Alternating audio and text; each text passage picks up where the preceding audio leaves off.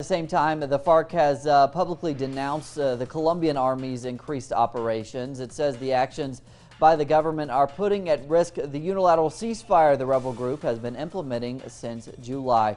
Our correspondent in Bogota now, Natalia Margarita, reports. It is the sixth unilateral ceasefire that the FARC implements since Colombia's peace process began in 2012.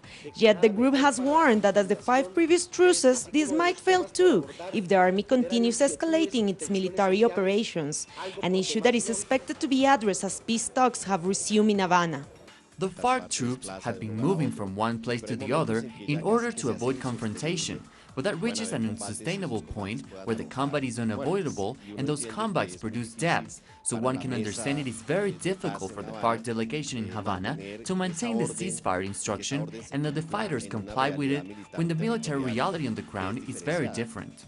And that's right, the concern that the FARC peace delegation raised during a recent visit that members of the Colombian Congress made to Havana. Also, the FARC delegation has called for a meeting with the social organizations that have been monitoring the unilateral truce, a meeting that is expected on the coming days.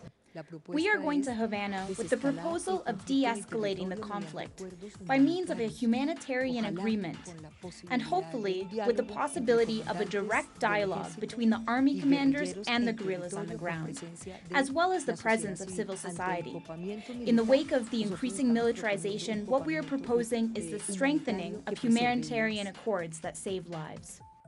What for peace advocates is at stake is the possibility of a bilateral ceasefire, which both the Colombian president and the FARC leadership recently announced could be implemented by December this year, something particularly sensitive for residents of the rural areas.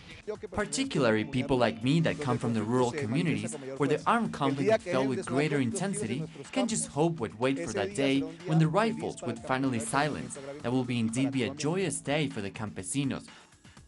In addition to an eventual bilateral ceasefire, during this 43rd round of peace talks, the parties are also expected to continue the discussion on the issues of justice and compensation for the victims. Natalia Margarita, Telesur, Bogotá.